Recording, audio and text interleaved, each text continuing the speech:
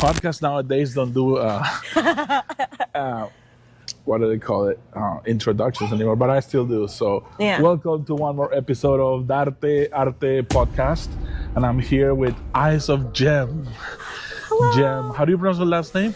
San Pedro. San Pedro. Yeah. There we go. We're in beautiful Monterey. Yup. It's a little windy. A little bit. But hopefully these guys will protect us and get good audio. Welcome. This is the office when I do my podcast. This is the studio, the streets. Yeah. Whatever that might be. Yeah, we'll be out. And I always try to start the pod with a couple of questions. But the first one is, what's your earliest memory of art? Like when you were little, you were like, oh, I like drawing, or I like playing with Play-Doh, or anything. Your first contact with art. Sure. I think, does music count? Of course. Yeah, okay. Art. I was gonna say my first love of art was through music, and maybe it's in my Filipino blood. I don't know. We come out the womb karaoke, you know. But so that was my first love.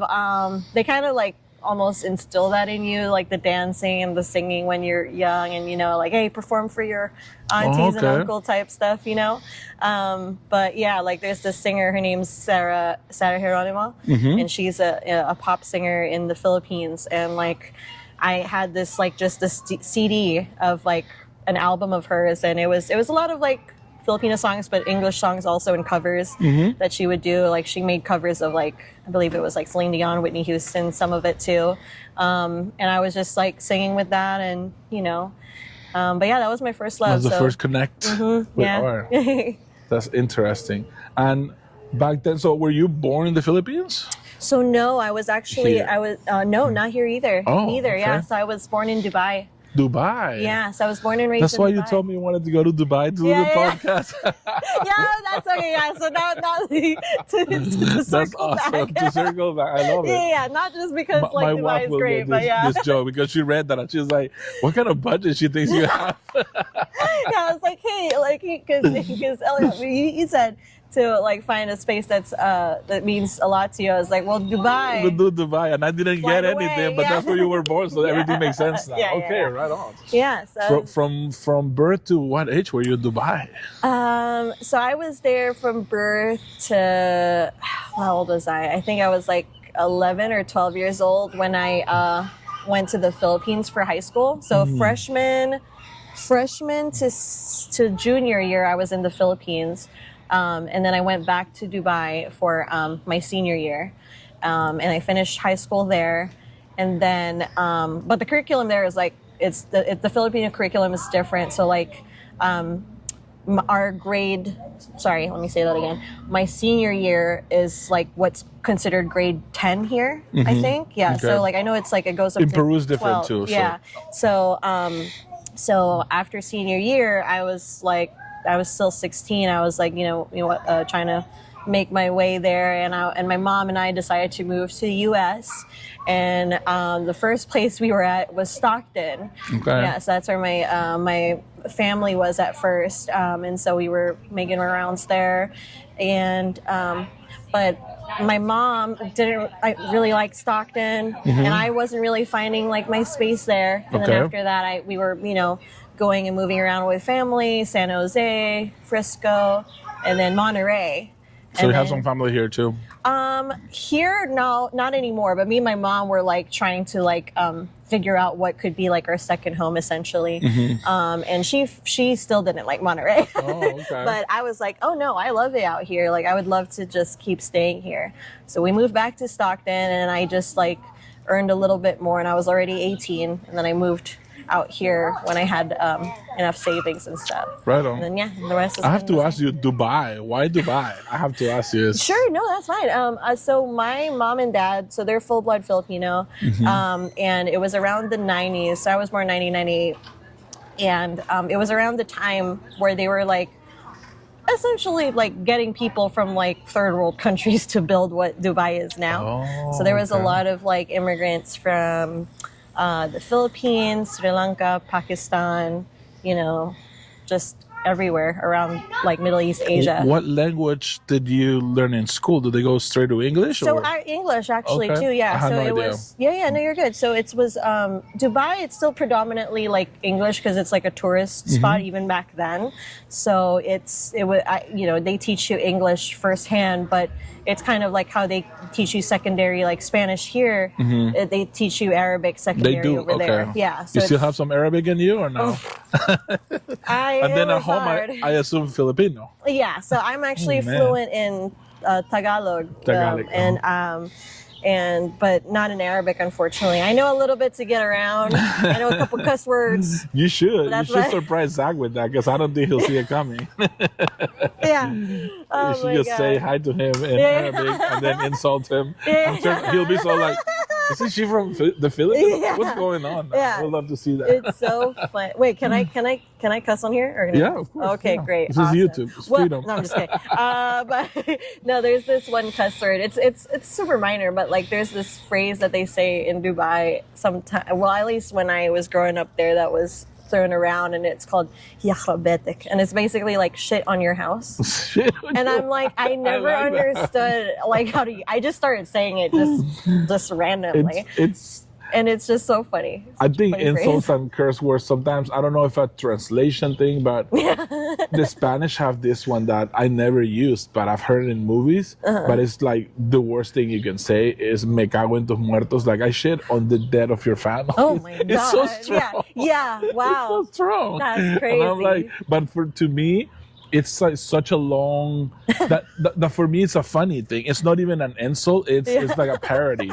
Like if you say that in Peru, people are like, "You're a nerd." Like who insults like that? That's a silly way to insult. Oh, but that's so good though. I like it. Is like "Me cago en tus muertos," and in Peru we think it's funny. Yeah. So if I must fight with my boyfriend, I'll be like, you know what? No, I'm just kidding. I'm totally joking. And there's some things that don't translate as well because in Colombia, for example, I know a lot of Latino culture because I lived in Miami. And the last thing you learn is about America. You learn about Latin America there. Yeah. And I became really good friends in Colombia, but they use hijo de puta very loosely. Like saying buddy. Like, ¿qué hijo de puta? ¿Cómo hijo de puta? And in Peru, if somebody calls you hijo de puta, it's a fight. Like, they're saying your mom is a whore. So you have to fight them. So breaking that with my Colombian friends, like, tranquilo, hijo de puta. Say, hey, my mom is not a whore. They use it so like, hey, dude, it's so crazy, but it varies from country to country. So that's actually funny you said that. That's one of my favorite, I don't know if you've heard this from like Filipino people, but puto for us. It's a food, right? Yeah, it's my favorite thing. So it's like growing up, like I'm just like, that's food to me. Right. I started hearing it out here, and I'm just like, for sure, they love puto out here. I'm like, I got it. Different word. Heard. It's crazy. It's funny. And in specifically in Mexico and in Argentina, which they usually don't agree, but they agree on this one. Puto means gay. Okay. Yeah. Okay. So in Peru it doesn't. In Peru it means just like a puta. Yeah. She sleeps with a lot of men. Puto, she sleeps with a lot of girls. Yeah. But in Mexico, if you say ese puto, it means they're gay. That is it's so crazy how, and then it varies within regions and then within neighborhoods. It's just like language is so interesting too. So funny. If I could share one more thing, there's please. So in Dubai, so most Arabs they use this for weight. So this is weight for us, and most of maybe Italian most is like an insult. Like yeah. So like my stepdad, he's Filipino too, but he was more raised out here. So when he was living with me and my mom in Dubai, and we were driving one time, and I remember being in the back seat, and like there was like an Arab guy telling him to wait, like to let him go through, like, hey, wait for me, and he's like, no. Frick you! Like no. Yeah, that's so good. It's too funny. I'm like, the translations are too good. Yeah, it's language is. It's beautiful. I was just having an argument with my wife last night about me. Sometimes I say things fast, and the English and the Spanish fight a battle in my brain, and something comes out. That is sometimes she's like, I don't know what you're saying, and I don't know if she means that because she's calling me crazy or because she truly doesn't understand. So I'm like, what do you mean you don't understand? She's like, you're making no sense, man. That's a great save, though, isn't it? Then you could be like, okay, what I really meant was, and you could change it later. No, true. You can amend there. So Monterey, since how long have you been in Monterey? Living out here since 2017. Yeah, 2017. 17. Yeah. I moved here in 2012. Wow. Yeah. Where was what like Monterey, or like where did you? Marina, but Monterey. Yeah. I moved here because I'm a biologist. Yeah. And I wanted to study the sea otters. Oh, I love that. So I moved here for the aquarium. I got an internship. Things didn't work out though. I'm still a biologist. I got the degree and everything, but I'm not. I don't know what that word is in English. I'm not a practicing biologist. Yeah, sure. So, but I've been all around the States. This weather, this little town vibe, you can't. Like, I feel like it gives me years of life. Like, from the short commutes to the almost no traffic. In the summer, we get a little bit of tourism, but dude, I drive 7 minutes to work, 7 minutes to my kids' school. It's just, it gives me life back. In Miami, I had 1 hour. I came from Miami. It was a 1 hour commute anywhere you go. 1 hour to your work, 1 hour to school. Yeah. Everything just, you spend your time driving, which I love. But this, I feel, is I'm older, but I feel younger. Yeah, and I'm more chill. I agree. This weather definitely got me spoiled. Like, it's kind of hot right now, but like considered to anybody else, usually this is actually kind of cold still. Yeah, exactly. No, it's the weather is perfect. Yeah. I compare it a little bit to the coast of Oregon, but not as cold. And then a little bit colder than where I'm from in Peru, Lima, which is an ocean town too. There's just the ocean here is a lot colder than in Peru. Oh my God. But learned that the hard way. Yeah. I was like, oh, it's summer. I still jump in Weather though. matches water. Nope. No. I can't. I was like cold sores everywhere. It was so fucking like my legs were swollen and that was the first and last time I jumped in Lover's Point. No, I'm a sea lion. If I'm at the beach, even I like bask for a little bit, and then I need to jump in the water, even though it's freezing. Sure. I still go in. If there's a body of water, I need to be in. I cannot. That was like getting catfished. I was like, this great weather. It looks so beautiful too. It's gonna be so great. Look at all these people. Let alone their blood's just kind of like used to it, I guess. I'm just like, y'all ain't freezing up in here. It's just cold. How's the Philippines has a pretty warm water, it's right? Warm water there. It's warm water in Dubai as well. Okay. And even like in the winter, like in Dubai, like it's still fairly hot. Like at most, like still in like the 70s. Right? Oh, okay, yeah. But the water is still warm no matter what, and so that's why I was like, oh, perfect. It's gonna just match. See, in Peru is like half of the year with no wetsuit, so you can surf just with your shorts. I used to surf, and then 3 months out of the year you kind of need a wetsuit to be comfortable, but a thin one, like a 2 mil. Yeah. Here you need a 5-6 if you want to. Right, and then I started diving here too, so it's like. It's cold. I know. I was like, man, it's because I never lived close to the beach area. Like in the Philippines and Dubai, like I was still fairly in the city area of it. So when I like moved out here, it was one of those things where I'm like, oh, I want to learn how to surf. I want to, be in the ocean. Yeah. Can't do it. I was like, I tried so hard. I was like, oh God, I can't. Cause I'm really, my body, cold. my body got a little bit used to it now, but like, even like when it's winter time out here, like I have to sleep with a heating pad, a heating blanket. So a pad and a blanket and then a heater going on. Okay. And my boyfriend's the opposite. So he has a fan going on right beside him. Same here. Same here. No, that's one of the reasons I love Monterey. I lived in Miami for like 5 years and the heat there. Everybody tells me Miami should be great compared to Monterey, and I'm like, nope. Monterey way better. And also I'm a little older, right? If you want to party and you want something to do every night, Miami has it all. Sure. And diversity and like food from everywhere in the world. Like here you don't get those things, but the little town vibes. I moved here when I was like 35, and I have kids, so the slowdown is like a perfect fit. Yeah. Hey, I'm with you. I'm with you still. I love it. I love that it's like, I mean, it's starting to grow more now, right? Yeah, like yeah, for sure. I mean, I've only been here, like I said, since 2017, but like seeing it already like progress to like more arts and more events and stuff like that. It's a beautiful destination, but it's so and you get good Monterey, like, Carmel, Big Sur. All of this is amazing, right? And then you get to still be like, you know what? If I don't want to party, I'm just gonna go to this side, and we're good. And it's our backyard. I tell my kids every day. You know how many people need to drive hours just to see the ocean? Right. We get to see the ocean almost every day. Right. And I tell them, you guys are, Yeah. You're very, very lucky. Yeah. Okay, let's get back to Jam. Oh, gosh. And why we're here with the... What was the first contact with the camera? Okay, well, if we're like... literally first time was I wanted the little first time. First time. I mean, I guess we go back to when I was even little. I was just making vlogs with my, my video camera, and I was just doing stuff that no one else was gonna. I was just gonna be me and my mom and my dad. But you were very interested in filming already. Yeah, so I was already wanting to do like vlogs and stuff like that. But photography wise, I wasn't quite going that direction yet. I really loved being on camera at the time. Now you're behind I started hiding behind the camera. So yeah, and I started to do that a little bit, and then when I went, my dad gifted me a Canon camera, and it was when I think it was my 12th birthday, and I was just constantly taking pictures, random pictures. They hated my ass. Like my memory cards were already, we got to delete this and this.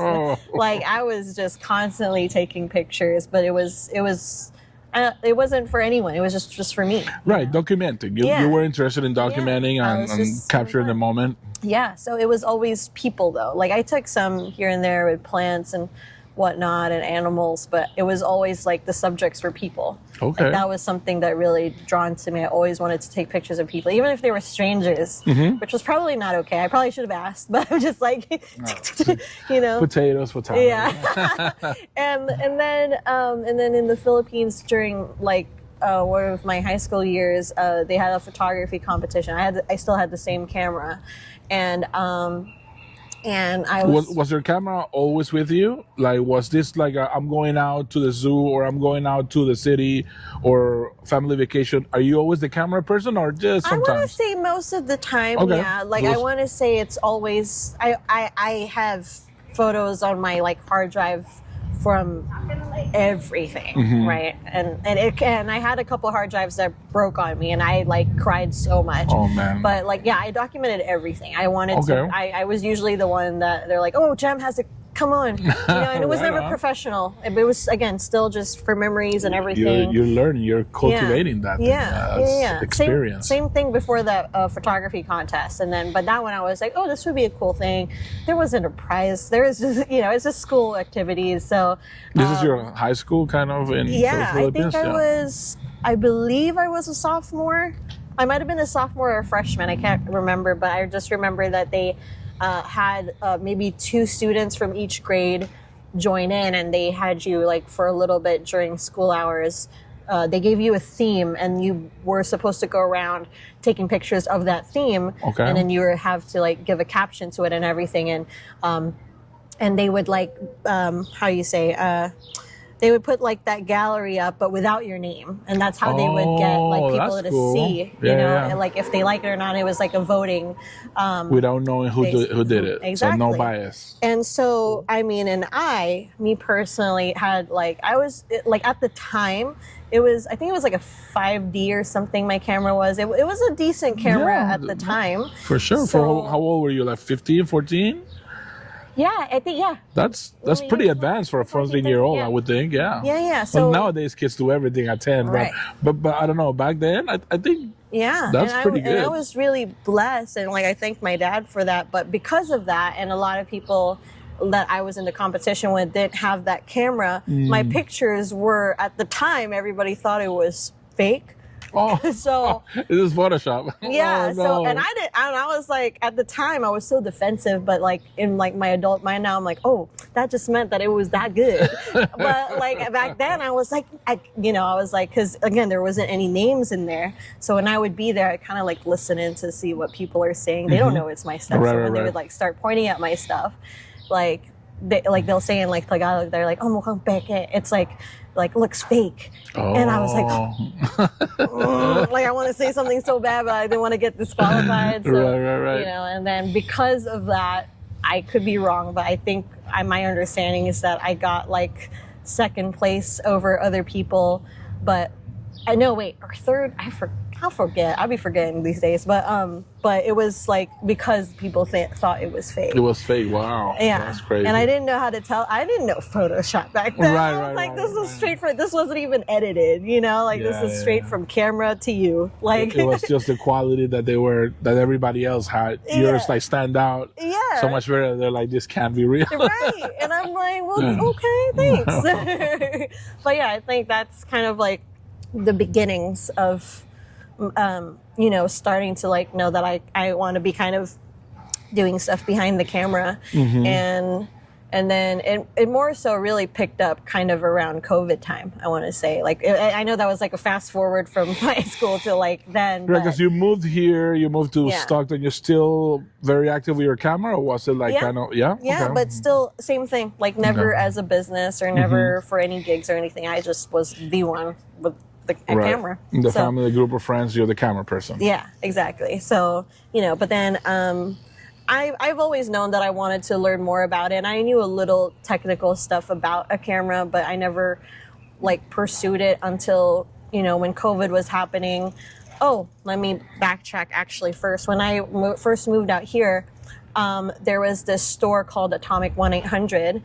It's called Cypress Boutique, actually. Oh, so I think I've heard of it. Yeah, and if I remember correctly, I think her name's Mary, and she owns this. It's the same owner, but it used to be like a streetwear store out here in Monterey, and that was one of the first things when I was working out here that I was modeling first. So I was doing some streetwear modeling for her, and she would always take it with her phone or her camera.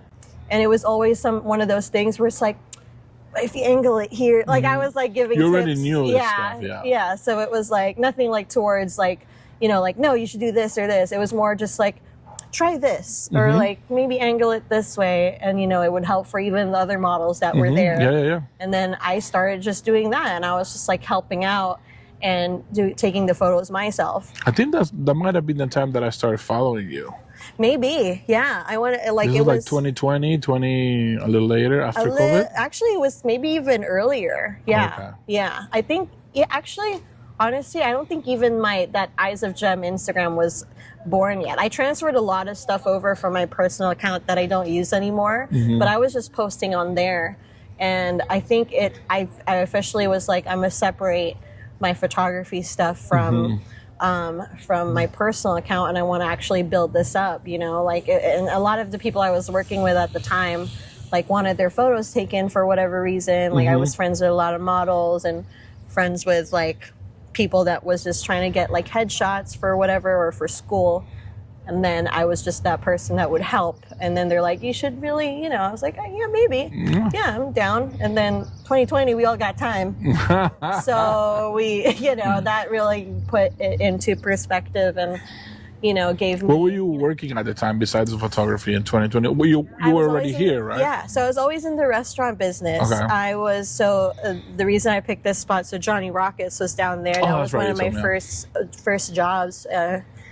R.I.P. Johnny Rockets, because it ain't. I don't know where the hell. If you guys know where the nearest Johnny Rockets that like still acts as Johnny Rockets, most of all the Johnny Rockets around town are not here, but like around the U.S. the country. Yeah. It's like only takeout now. They don't do what we used to do.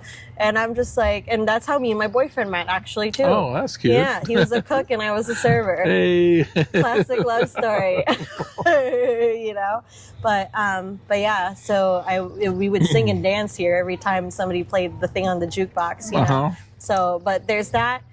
I'd Zoom Sushi, Crystal Fish. I don't know why I was working like 3 jobs usually at the time from like that period to like I probably stopped doing that after Cali Roots. But that's my next question. How does it happen with Cali Roots? So I was still, you know, doing shoots around town for businesses at the time. So it was, because I was working at Crystal Fish, it was easy for them to let me do their socials and do photos of their stuff. Same for Zoom Sushi, same for Sushi Fly. At the time, I was doing some stuff for, I mean, I still today, but like with Old Monterey Cafe, and it just started to build up with just I think I saw businesses. one of your reels with Old Monterey Cafe, and I was like, I like this edit. Like, I was like, I want somebody with fresh eyes to help me edit videos, and that's when I reach out. Because I'm always editing all of my stuff, but then I feel like it's biased, right? You're the one performing, you're the one shooting it, you're the one editing. It's like, I want another voice, I want another, you know, another point of view. But that's why I try to collab. But like, you know, but it's so special because then a lot of people know you from that, and like, you know, you got to give yourself flowers for that, because you do, that's an art form too, like for real. And I, at the time, oh, sorry, I touched the mic. I remember this too, because I was showing it to my boyfriend. I was like, oh my God, he's already established. I don't know how to do. I was I was so shy. I was so down at first because I was just like, you know, I was starting, and I didn't really make too many videos at the time, let alone music video, because I think it was a music video, it was a music video, So when you hit me up for a music video, I was like, I don't know if I could actually, I might look like a unprofessional, like towards him, like when I get there. So I was just like, shit, no, I can't, but I promise, like at some point in the future, we'd work together. And look at us. We are. And here we are, and I love it. And then I thought that was really beautiful, because I remember that. Like, I know that I was just so shy and stuff. What's that? It's like Camp Rock. What happened? Okay. Oh, okay, got it. Okay. Do you know that scene? This is the beauty of being outdoors. Yeah. You capture the streets, you know. Right. There you go, aquarium.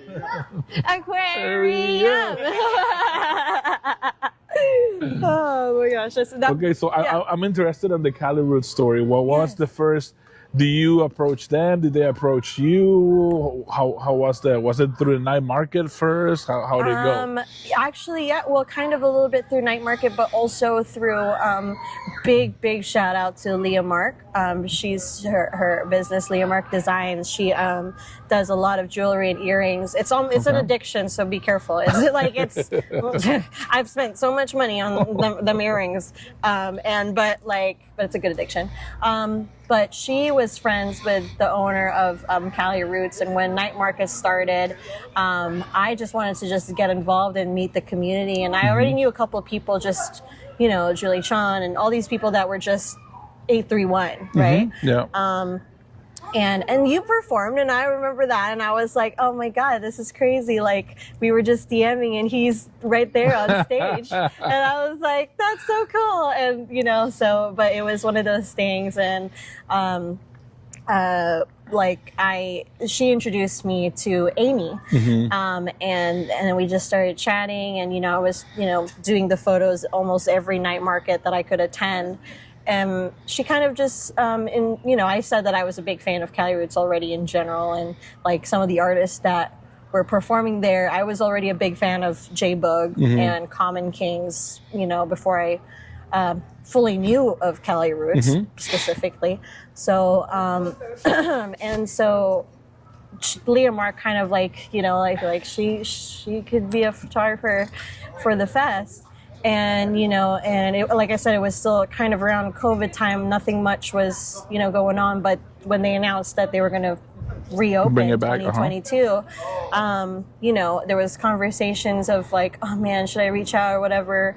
But Leah Mark pretty much told Amy, and I was like, I would love to shoot, like, you know, and there you go. And whatnot. And she's just like, yeah, if you want to just come through and just have fun, and we'll just give you, you know. So I essentially for 2022 volunteered. But to me, it was like an audition. Nobody told me it was an audition. I was just thinking it was an audition in my head. Hey, I'm that's like, how I you need to take myself, it. Yeah, right? Of course. So, so I've told this story to a couple of people, and it's just funny because it's like I have a lot to thank with Amy and everything too. And a lot of it just, you know, I felt like I was in Disneyland. Like it was insane. Like I wanted to shoot everybody. I was forgetting to eat. I was forgetting to drink water. Just because I was just like, I want to shoot everybody. Yeah. You didn't want to miss a moment. Nothing. And so, and with volunteers and, you know, with people that aren't like of staff photographers, it's the same kind of thing with other media people that aren't of Cali roots, like that you get the first 3 songs in the pit. So you don't really stay in the pit for more than 3 songs of each set. Okay.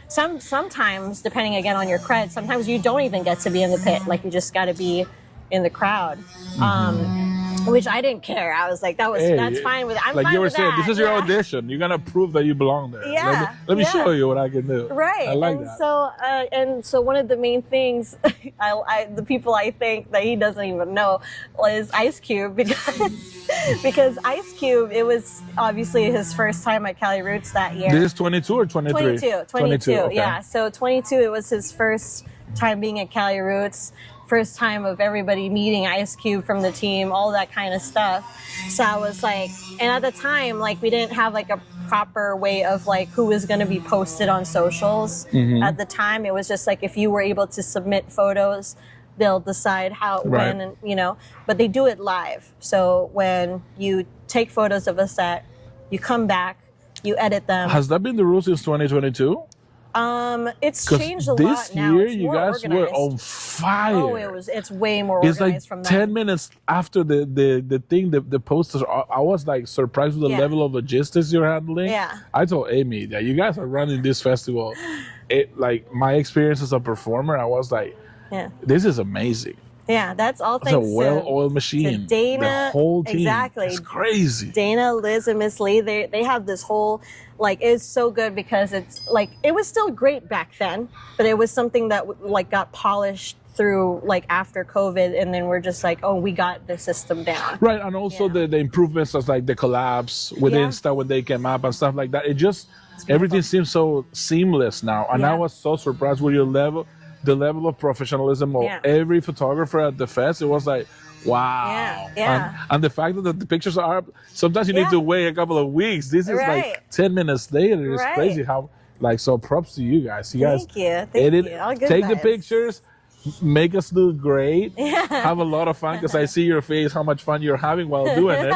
And then you run to work, and then the pictures are up. It's insane. Hey, shout out to Cali Roots team and all the photographers. They're super professional. And super nice. It's so like like that time.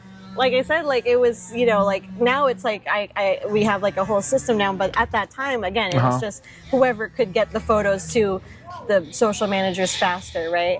And at that time, Ice Cube was, again, super, everybody wanted to be there for the full set. Also because of the fusion, right? This is a reggae fest. You're bringing a big rap name. Right. This is a point of focus, and sometimes that's how you cross-pollinate people in the rap community to like some reggae. Right, exactly. So I clung on to that. I was like, you know what? I'm going to go straight to the media room after I get a couple of these shots. It might have not been like the best shots of him, but I was just like, I want to be able to prove that I could deliver. And before you know it, I was there, and it was just me and the social media manager. Usually there's a lot of people trying to rush back and be in the media room so they could get their photos up. And understandably so. Everybody wanted to stay at Ice Cube's full set. My idea was, I'm going to go edit, send, and then run back to Ice Cube. Okay. So, smart. Then I was like, oh my God, can I send these to you? And she's like, yeah, sure. And that like changed the whole thing of my career. Like that really, like, Ice Cube doesn't even know. But that planning, that hustle mentality of like having a plan. How can I be ahead of the curve? Yeah, you know? It like changed the game for me so much, because right after that, little decisions. You could have stayed the whole set. I could have stayed. That's what I told my boyfriend, and I was just like, imagine if I just was like, nah, I'm gonna just have fun and stay. And not that I didn't have fun, but it's like you had a vision. I was just like, I need to do this, and this will change it. And that was. Oh, you know what? Fuck it. You know what? Let the forehead come out. that was the most liked picture that year, and I kept checking because I was just like, this is insane. Nice. And there wasn't collabs at that time yet, right? So it's just like I had to kept coming back in the page, seeing how far it was at, and so it was under Kali Roots, not under Eyes of Jem. No, it was just under Kali Roots. I posted some later on, but the Kali Roots post that's got the one most, that got nice.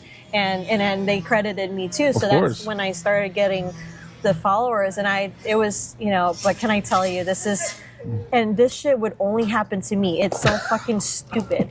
And everybody close to me knows what happened. So big break, right? I'm like, this is it. Can't wait. But I'm trigger happy. So I'm just shooting, transferring some here and there, and then posting later. The 5th day. What's going on? We have the drilling, we have the fire alarm. Like, it's so always much happening. And I love it. So I know, like, before this comes out of my head, Rocha Libre, when you interviewed Andrea, I loved it, like the kids biking. It's like, are you famous? Yeah. I'm like, yeah, I'm famous. I was like, see, that's so beautiful because, like, anyway. The streets is like so good. Yeah. I love that episode so much. That was really awesome. But yeah, so 5th day, which is post Kali Roots, I'm at home now. I'm like, this is it. I'm going to organize everything. So I've transferred everything from my memory cards to my computer, not to the hard drive, my computer. Guess what happens? It crashes. Crash. No. Lost everything. Oh my God. It's like, I was like, what the hell is that sound? Because the screen was like just frozen, and I kept hearing like a and it was like my laptop would just crash on me. And I was like, no. And I was crying. I let everybody know, and it was like my first ever Kali Roots, and I lose everything. And so thank God I those first ones. Yeah. So the ones that I was able, and at the time, thank God, I wasn't doing Lightroom. I didn't know nothing editing in my computer at the time. I was just transferring stuff on my phone. I was editing on my phone and sending it that way. So I had whatever was posted on my phone.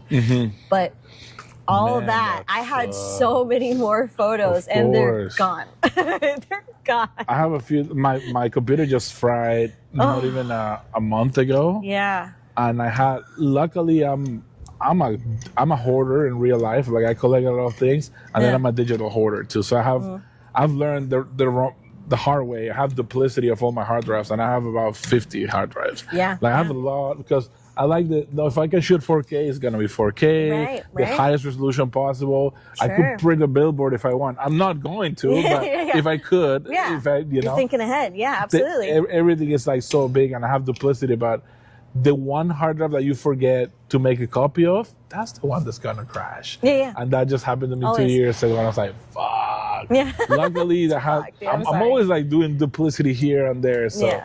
But I was editing a song where I was like, I think how this is sounding. Close the computer, that's it. And I didn't have that song copied somewhere else. No, wait, so the song and video was gone, or both? It wasn't a video. This was just a song. We still had it like a 50% with Swizzly as barkings. So I just have to go back to the studio. But you know when you get that feeling like the levels are here, I added some like trumpet parts and like in the right places. I'm never gonna be able to duplicate that, but it's okay. It happens. The computer died. Got a new computer now, and we're gonna work from there. Now, let me ask though: do you still have that computer? I do, but they try to open it and it's fried. Like they say, they can't recover anything. Damn. Yeah. See, but something in me, I always keep all my broken ones too. Me too. All my hard drives. Like, one day somebody will create something and it will unfry it. It's true. And so I've kept every broken hard drive in the hopes that somehow, I mean, hey, with all this AI stuff, not that I'm like the biggest fan of AI, but with technology, like something, they better be like recovered. There's something in there. It's just pricey. Like the first thing I asked, I went to a computer repair guy, which was they're very nice here on Del Monte, and he told me it's like if the computer's not turning on, I was like, it might be a battery thing. I was like, it's never just a battery thing. So he's like, it's gonna cost like $150 just to check it out, and then it's like $600 to try to. I'm like, oh my God, that's a lot of money. Yeah, so I can't do this right now. And that's what you said, hard drive, right? Yeah. When that thing happened to my laptop, I brought it out somewhere out here too. Same thing, 160 something like that to get it checked, but to send it to see if they could recover a thing, because it was like I forgot how he explained it, but it was like this disc and stuff, and they have to undo everything. Like an internal motherboard or whatever. One of those things. Yeah, I was just like, you do whatever you need to do. And he's like, and if we could recover it, it's going to be about $3,000. I'm like, oh. Yeah. Oh. And at that time, dude, I was so desperate. I was like, you know what? Do it. For Cali Roots, please. This is like, do it. But they weren't even able to, so they didn't charge me that much. So... yeah, because it was just not doable. So I was like, losing data is so painful. And with things that, this has happened to me, like short story of me when I'm interviewing Jen, but back in 2005, 6, I came back from Peru with printed pictures. And they broke into my car and they stole my suitcase with pictures that I will never, because they were on a disposable camera. And I'm like, no, I didn't care about the clothes. So you know what I care about the most is my burnt CDs, which, I spent hours downloading from LimeWire and all of that for my mixes, and my pictures that I will never be able, because they were roll. They stole the negatives and the freaking pictures, printed like 300 pictures. And I'm like, no. But losing those memories, I'm like, But then you have to learn to let go, It's like, okay, let's do it again. Right. It's one of those things, No, have you gotten to shoot Ice Cube again? Yeah, so when he came, 2 times, So when he came back when was it last year? Wait, last year, right? Last year, Ice Cube came back. Yeah, so last year Ice Cube came back, and then it was for another fest as well, where I was working with another band. Ice Cube was on the lineup, and I was like, I gotta sneak and go take at least a couple more of this guy. And he's really dope. He's really cool. He still got it. Like, it's crazy. Oh yeah. No, it's crazy. I'm not a big rapper guy, but you recognize when the talent is there and how to maintain that career for so many years and still do fresh stuff. It's like right. And awesome. Especially like the places where I've shot, at least like Ice Cube and like Wu-Tang and Bone Thugs, like they were like in the spaces where it was predominantly reggae, and then they were already getting a lot of slack for that, when it's like, that's not fair. Like, these are respected artists. So it's something happy. Bold that Cali Roots does, the cross-pollination, because and it didn't, I don't know if they started like that, because it started like a small reggae fest, and then even when they bring bands from South America, I know sometimes it's not huge turnout, but I appreciate it, and just the trust, the opportunity. Right? I saw Rawayana like that. I've seen Gondwana at Cali Roots, and these are bands that usually, or even more fusion bands. What's this band? I always forget, that I saw in Cali Roots and they killed it. When? Man. This year? Oh no, years ago. Years ago? Yeah, I always forget their name. But it's not reggae, and it's not Latin. It's a fusion. They have some songs that are ska. They have some songs that are more like merengue. They're a little older too. Okay. I can't remember the name right now. I feel like I'll find out and I'll put it right here. Yeah. That's how I fix things sometimes. I'm interested in that too. I'm gonna watch this back. I love it. I agree. Like, and that's the thing that's so beautiful about Cali Roots, is just like, my understanding from like talking to a lot of the people who work there for many years, it's Cali Roots, right? It's the stuff that made California, and like, where it stemmed from, like stuff from hip hop to ska and all these stuff, but like where they started from. So that's why it's like, it's just a lot of reggae. It started off as reggae because that's a lot of the roots. But there's so much branches that made this big tree, right? So 100%. So you gotta give credit to all the people that like made the roots of California what it is, right? So and I get it. Like, I understand where like some people fell in love with how it used to be more intimate or whatever, but it's like I feel like it's still coming to be that. It's a great fest. It's so good. I don't know if you can't beat it. it's at least the biggest reggae fest in California. I don't even know. Some people say the United States. I don't know. Yeah. But it's huge. I'd say so. No. Yeah. I got to play there, so I have to support. Exactly. I played the best reggae fest in the world. Can we focus on please, that real quick? Please, tell me your point of view. Oh my God. Can I tell you, before I even ran to your guys' set, because I told, usually for the photographers before Cali Roots or before any of the other fests, they'll give like a courtesy to be like, so who's someone you really want to shoot? And mind you, Common Kings, J-Bug are on the lineup. You would think. I always say J-Bug and Common Kings. I said Sensory Tribe. Oh. I said, I gotta go. Of course. That's so nice. I was like, I'm still gonna make it for J-Bug, but I'm just like, I was gonna make that regardless. Nice. But I'm like, if there's anything I want on paper, I want it to be Sensory Tribe. Shanti, he performed the smaller stage at the OG stage, which still really good turnout. Love that man down.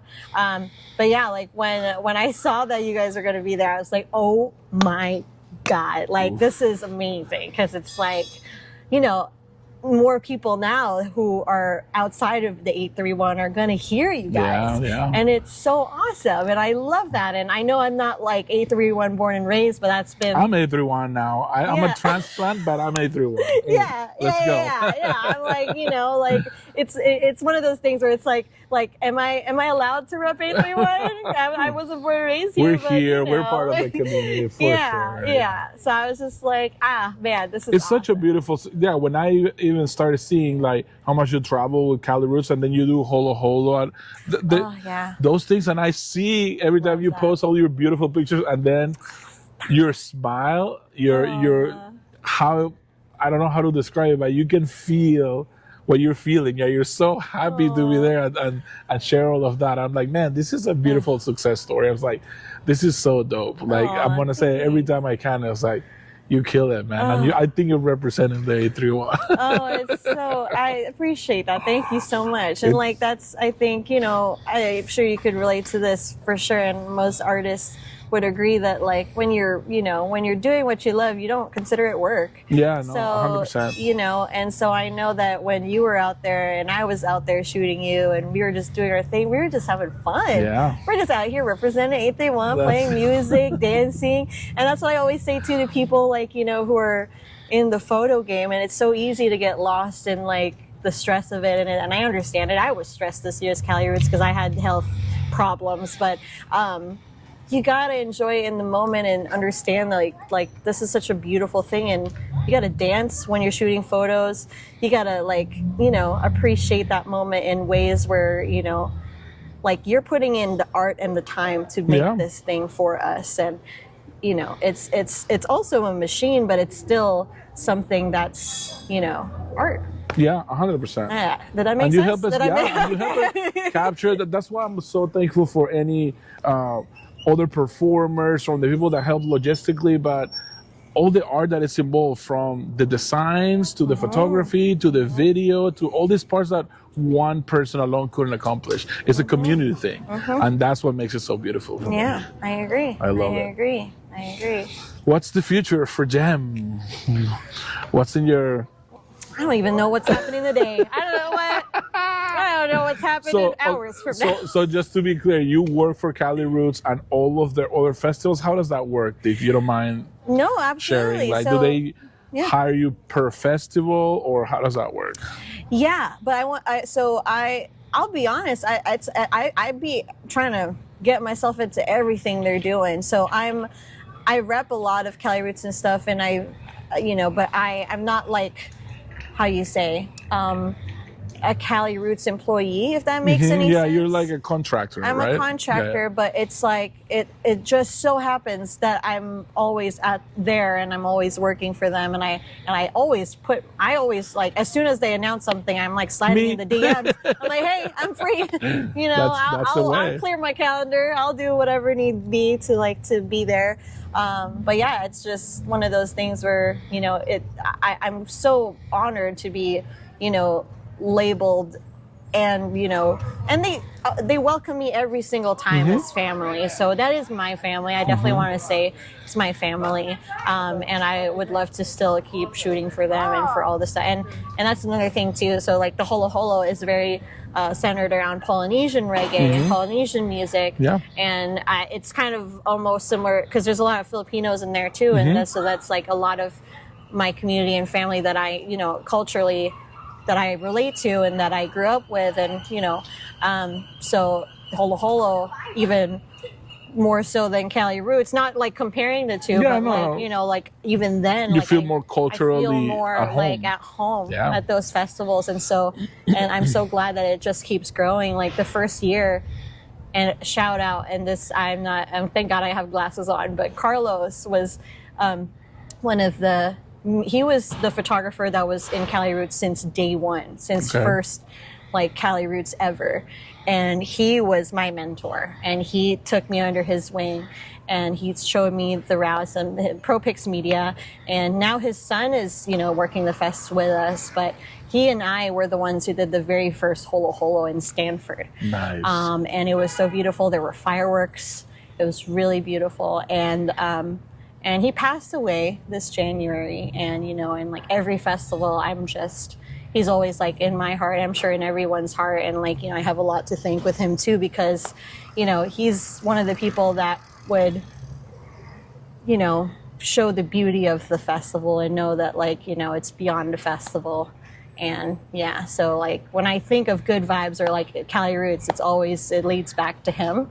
So, you know, I just wanted to throw that in there. Please do. Yeah, this is a space to share who you are. So these are casual conversations. But what's next for Jam? Before we close, if you want to promote anything, what do you have coming up? I know you're shooting everything that moves. Everything on your Instagram. Go follow Eyes of Jam. I'm gonna put it right here, and I'm gonna put all your links on the description of the YouTube. Thank you. Yeah, man, I think the next thing that I'll be at least festival-wise, would be Brighter Days, and that's in Reno, Nevada. That's in like a couple weeks, so depending when this comes out, like, you know, it might have already happened or not, but... I'm going to try not to be too lazy. Sorry, y'all. No, sometimes it takes me like a month to upload 2029. No, I'm just kidding. No, I feel you. I get it. I have to get on it. No, you're fine. But yeah, I mean, like... And I'm usually around here in Monterey, so any events out here, usually I try to make it out, you know. So. One artist that we love to shoot, that it's on your, like, if I could. If they ask them? Yep. I honestly, I feel like Check? like true. I love it. So, you know, like obviously there's always more and more, and you know, but whoever it is, I'm truly blessed.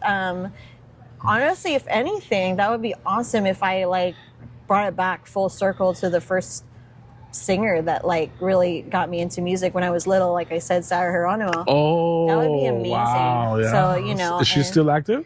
From my understanding, yeah, like she's still killing it out there in the Philippines, but it's very rare for some of, like, she's one of the bigger pop singers out there to like come out here in the U.S. and perform these days, and even then, it's usually like in like Vegas or LA or something like that, New York maybe, but not much out like in these like Monterey and smaller cities and stuff like that. You know the newest Tiny Desk winner? Yes. Did you see that? Yeah. Oof, what a song. Oh my God. I heard that song. Actually, her too. I heard that song 6 months ago, and I told my wife, I'm submitting with Sensory Tribe. I was like, that song is going to win. Yeah. I told my wife, like, I can't get this around the same time as her? Yeah. Wow. I knew what I was competing against. I was like, man, this is going to be hard because that song sounds dope. When I discovered her, and I didn't even know she was submitting for Tiny Desk. Right. But then I was like, and then I sent it to the band. I was like, see, this kind of transitions, this music is going to hit hard. She is insane. And she can rap. And then I started, went into, from that song that I don't know, even came up on my algorithm on YouTube. When I start seeing other videos that she's done, quality stuff. She's such a great singer, great rapper. The attitude, but I like that in this song she put like her roots and the Makunawa and all of that. I was like, damn, I love when like people represent their roots, their culture. It's like, it makes me feel so proud of my roots and my culture too. Exactly. You know? No, I agree. Oh my God, she is one of the. I was trying to manifest that too because I have a friend shout out. His ad is the Brown Child, I think, on Instagram. He's an amazing photographer, and we were going back and forth, and Filipinos, and we'd be finding each other, like and then so he shot her, and he's a good friend of hers, and he's like, I'll put in a word. I'm like, brother, if you would make this happen, like I would love it. But but yeah, like just music in general, I think that's still like the center also of like what with my taking photos and everything. Like it's because of the music that really, music and people, right? That's always been my subject. But like, yeah, I'm getting back to my first love, like I said, was music. Yeah. No, that's awesome. Yeah. Okay, one last question is, this podcast is called Darte Arte Podcast. If you didn't know that, and I give you the acronym D.A.P, give me I made a podcast name, D.A.P. D.A.P. Somebody might have already said this, but doesn't it stand for something already, like dope ass person, right? Well, it stands dope for ass people. it stands for Darte Arte Podcast, which is in Spanish. But somebody say dope ass people. Yeah. I think dope ass people. Or I like that. I feel All right. And People tell me whatever. One guy told me, what did he say? Domino's and pizza or something like Domino's and pizza. Yeah. I don't That's know. true. Yeah. Or Domino's pineapple, whatever, DAP, whatever DAP means to you.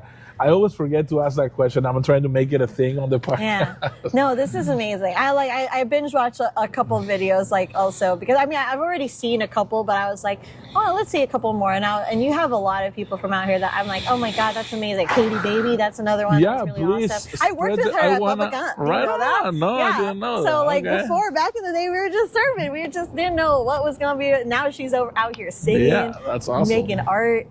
And I saw her there. I was like, that is so crazy. We haven't seen each other since, by the way. Oh, really? Yeah. Wow. But I've just been seeing her online do her thing, and I'm like, oh my God, we were just at Bubba Gump's not too long ago. That's crazy. That's awesome. Yeah. Okay, well, everybody, thank you for watching. This was Darte Arte Podcast with Jem San Pedro. And we'll catch you the next time. Bye-bye. Woo! Bye. Awesome. Here we go, Rasta nostalgia.